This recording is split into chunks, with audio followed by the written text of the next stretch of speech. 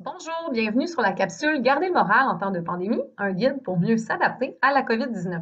Je suis Stéphanie Audet, travailleuse sociale spécialisée en santé psychologique et membre de l'équipe de la santé sécurité au travail à la STM. Lançons-nous directement dans le sujet. Le stress, c'est quoi? Premièrement, le stress, c'est normal, c'est nécessaire, c'est une belle mobilisation d'énergie qui peut être super positive. C'est une réponse du corps, hein, physiologique, psychologique, face à un événement. La particularité avec la COVID-19, c'est que là, le stress, il est intense, puis il perdure dans le temps, puis on n'a aucune idée combien de temps ça va durer. Et là, notre corps, il ne sait pas trop comment faire face à ça. Le défi, c'est vraiment par rapport à cette accumulation de stress-là dans le temps qui peut venir détériorer la santé. Et là, les enjeux, c'est que ça peut venir augmenter notre détresse psychologique, diminuer notre système immunitaire, puis augmenter notre risque de maladie. Puis, bien, évidemment, on ne veut pas ça. Donc, comment on peut, dans ce contexte très particulier, s'adapter, mieux s'adapter à la situation? Première étape, on va accepter qu'on est stressé. Là, je sais qu'il y a des gens qui veulent être forts puis avoir l'air super bon dans tout ça, là, puis que ça ne les touche pas. OK, la situation elle est vraiment particulière en ce moment et c'est important qu'on accepte qu'on est tous stressés par la situation. La première étape pour mieux gérer son stress, pour s'adapter à une situation comme ça, c'est de reconnaître nos manifestations, ce que j'appelle nos drapeaux rouges. Là, tout le monde est différent. Ça peut être vraiment, notre corps, il va nous parler de toutes sortes de façons. Ça peut être au niveau comportemental, on va avoir des envies de se replier sur soi, d'éviter un peu tout. On peut devenir très impulsif, on peut avoir plus envie de consommer de l'alcool ou de la nourriture moins bonne pour la santé. Au niveau affectif, on peut être beaucoup plus triste, se sentir moche, pas beau, pas fin, pas ci, pas ça. Une lourdeur là, au niveau émotif. Euh, Psychologiquement, on peut avoir de l'irritabilité, de la confusion, les prises de décision qui sont plus difficiles, on va ruminer beaucoup. Et physiologiquement, ben, les exemples, il y en a plein, la tension musculaire, les problèmes digestifs, la perte d'appétit, le sommeil difficile, les maux de tête.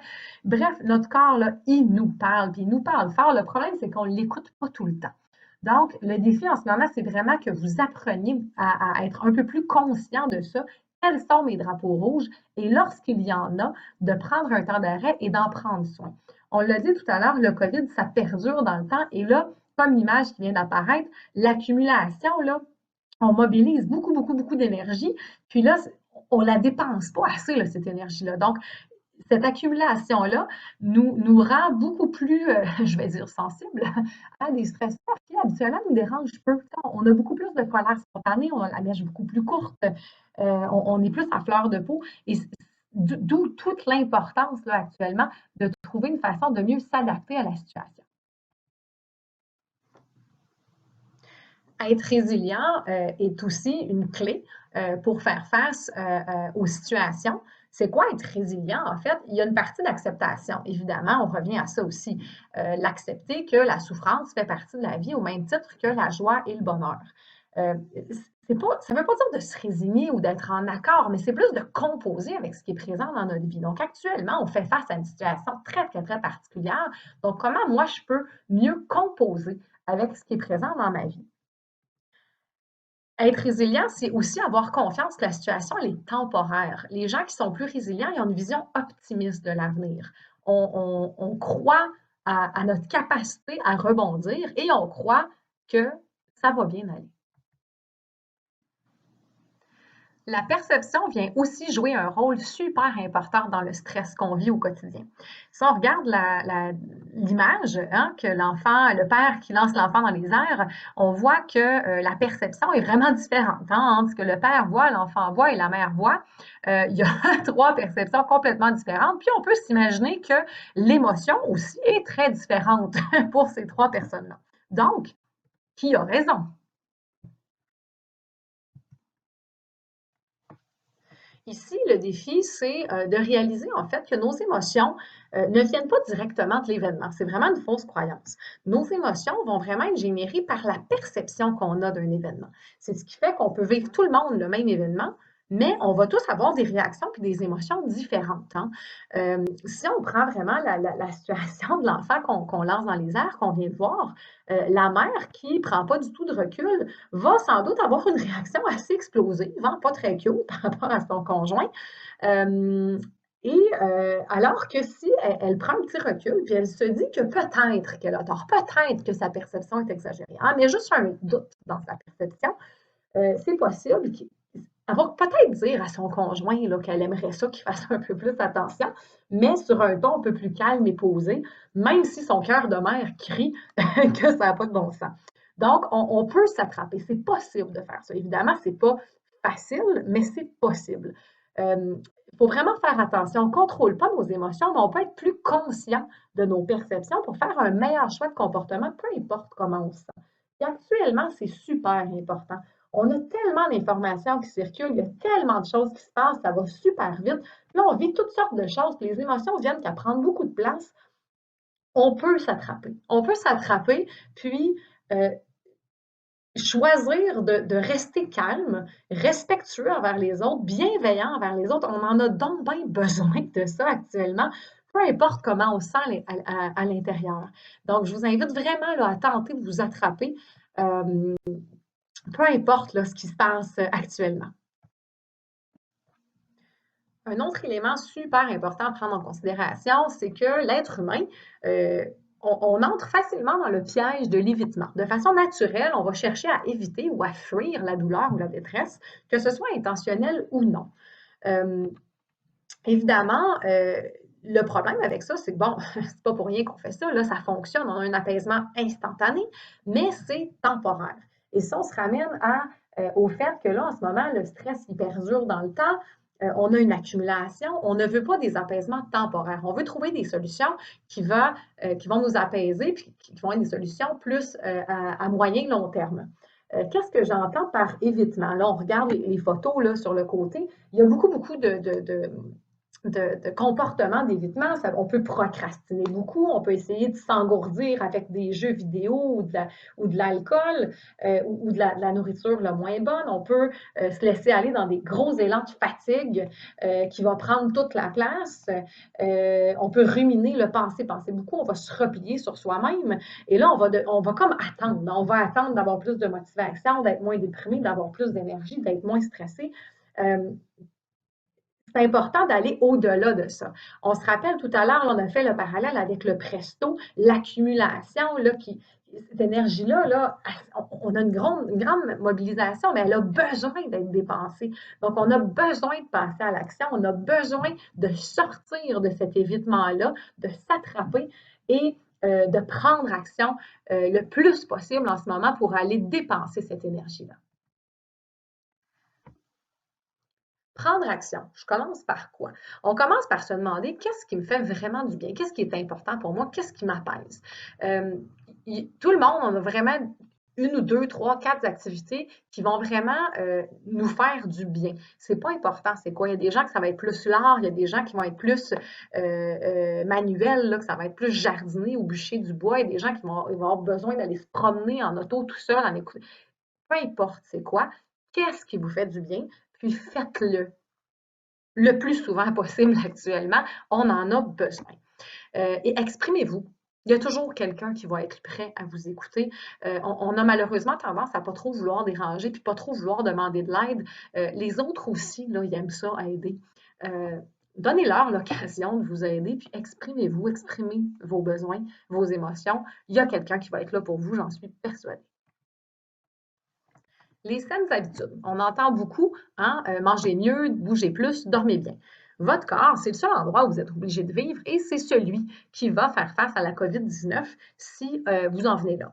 Donc, comment on fait pour prendre soin de soi, pour avoir des bonnes habitudes de vie? La routine va avoir vraiment un gros impact. Surtout au niveau des gens qui vont travailler à la maison, de respecter un horaire de travail en ce moment, de s'accorder des pauses, des heures de repas, très, très, très important pour tout le monde, l'heure de coucher, d'avoir une routine au niveau du sommeil va vraiment avoir un gros impact sur la qualité de notre sommeil. Donc, vraiment, là, à mettre en place dans notre quotidien. S'accorder des scans, des moments d'arrêt, en fait, pour scanner notre humeur, On le dit, ça va très vite. Il y a beaucoup de choses qui se passent. Les informations changent constamment. Le fait de s'arrêter pour se scanner, se regarder notre propre nombril et regarder là, si on a des drapeaux rouges, hein, comme on parlait tout à l'heure, comment je vais moi en ce moment et est-ce que j'ai besoin de prendre soin là, un peu plus de moi aujourd'hui parce qu'il y a des manifestations là, un petit peu plus en ce moment. Bouger, on n'a pas besoin d'être un grand sportif. Tout ce qui est actif, marcher, danser, sauter, jouer avec les enfants, ça va vous faire du bien, ça va avoir un impact. L'alimentation aussi, dans la mesure du possible, la plus équilibrée et variée possible, ça va faire également une différence. Et d'aller à l'extérieur le plus souvent possible en respect de la distanciation. Là, ça n'a pas besoin d'être loin. Des fois, c'est juste le balcon, la cour arrière, d'ouvrir une fenêtre, prenez l'air, respirez l'air frais un peu, allez voir le soleil. Ça aussi, là, ça peut avoir un impact sur notre santé globale. Respirer. Bon, évidemment, on sait que tout le monde respire au quotidien, hein? Mais respirer avec le ventre, lentement, profondément, ça a vraiment un gros impact au niveau de notre gestion du stress, au niveau de l'accumulation des hormones du stress, puis même ça va jusqu'à renforcer le système immunitaire. Donc, si vous ne me croyez pas, là, vous avez juste à penser au moment là, où on est vraiment dépassé, puis tout d'un coup, là, on fait un gros soupir, puis on ressent un petit calme, là, un petit apaisement. C'est vraiment que ça qui se passe. Donc, si vous réussissez à entrer, à introduire dans votre quotidien des petits exercices de respiration, ça peut être avec des applications là, comme Respirelax, qui est une super application pour pratiquer. Sinon, ça peut être juste chanter. Hein? Lorsqu'on chante, on utilise la respiration ballon sans même s'en rendre compte. Donc, faites des artistes de vous-même et faites des gros concerts à la maison, chantez, ça va vous faire du bien. Apprivoiser le positif, un autre truc qu'on a grandement besoin. Le sourire, on dit que c'est contagieux. Propagez-le. Ça se propage même à distance. On en a besoin. Et soyez généreux. Souriez, remerciez les gens autour de vous, exprimez à vos proches que vous les appréciez, complimentez les autres, saluez vos voisins par la fenêtre. Ça fait tellement de différence. Quand on reçoit, ça nous fait du bien, mais même de donner, ça nous fait tellement de bien aussi. Donc, essayez de faire de plus en plus de place à ça dans votre quotidien. Puis exprimez aussi votre gratitude. Prenez le temps d'être reconnaissant. On vit au Québec. On est dans une province qui met plein de choses en place pour nous protéger. On a un salaire, on a un emploi, on est bien entouré, on a de la nourriture. On est vraiment chanceux. On prend parfois pour acquis certaines choses. Puis on devrait prendre le temps d'être reconnaissant puis de dire merci à la vie pour toutes ces petites choses-là au quotidien. Ça aussi, là, ça fait vraiment une belle différence. Même avec tout ce qu'on a dit, ça se peut que parfois les émotions ils deviennent tellement fortes qu'on ne sait plus quoi faire. Si là, vos inquiétudes, votre anxiété, ça prend vraiment beaucoup de place, c'est un professionnel qui va pouvoir vous accompagner dans cette période difficile. Même le premier ministre l'a dit récemment que la santé psychologique, c'est aussi important que la santé physique. On va tous dans le même sens. Il y a plein de professionnels qui vont pouvoir vous aider. Votre programme d'aide, il y a d'autres numéros qu'on vous propose. Appelez, prenez soin de vous. Ça peut vraiment faire une grosse différence là, dans votre quotidien. En conclusion, ben, on l'a vu, il y a beaucoup de choses qu'on peut faire. Tout commence par soi. Hein? Beaucoup de choses qu'on peut faire pour prendre soin de soi, de son nombril, de sa santé, d'apporter là, un peu plus de mieux-être, de sourire, de positif dans son quotidien. Mais il y a aussi la partie où on est tous ensemble là-dedans. On peut faire beaucoup de bien autour de nous. On peut être demeuré dans le respect, dans la bienveillance, propager du sourire, du rire autour de nous. Et c'est ensemble qu'on va traverser cette tempête-là.